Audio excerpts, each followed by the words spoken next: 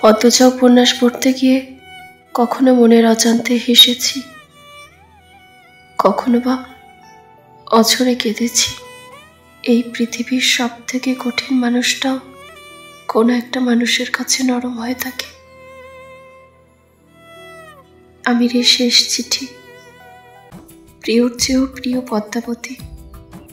এত অমিলে কেন হলো মিলন? কেন কালো অন্তরে ছড়িয়েছিলে ফুলের সুবাস? আমাকে ধ্বংস করার কি অন্য কোনো অস্ত্র ছিল না?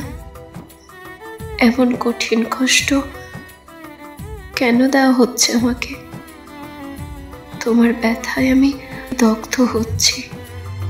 তোমার কান্না, তোমার আর্তনাদ আমার মস্তিষ্কের প্রতিটি নিউরনকে কাঁপিয়ে তোলে।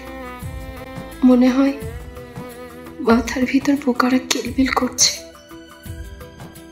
বিচ্ছেদের বিষাক্ত ছোবলে ইল হয়ে যাচ্ছি আমি।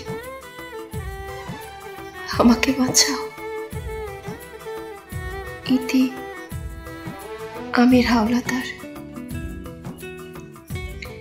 আমিরকে হত্যা করার পর পদ্মার উক্তি ছিল, ক্ষমা করো পৃথিবী। আমি তাকে ঘৃণা করতে পারিনি। তাকে আমি নিষ্ঠুর মৃত্যু দিতে পারিনি। যার হাতের 5টি আঙুল আমার নির্ভরতা, যার বুকের পাঁজরে লেগে থাকা ঘামের গন্ধ আমার সবচেয়ে প্রিয়, যার উষ্ণ ঠোঁটের আমার প্রতিদিনের অভ্যাস, যার এলোমেলো চুলে আমি হারিয়ে যাই বারংবার, যার ভালোবাসার আহ্বানে সব কিছু তুচ্ছ করে ছুটে যায়, যার মিষ্টি সোহাগে অন্য জগতে হারিয়ে যায়। তার কষ্ট আমি কি করে সহ্য করি? লোকে বলে স্বামীর মা পাঁজরের হাড়ে স্ত্রী তৈরি। তাহলে যার পাঁজরে আমার সৃষ্টি, তার আর্তনাদ কি করে শুনি? এই কঠিন কাজ আমার পক্ষে সম্ভব হয়নি। পৃথিবীর সবাইকে বলে দিও,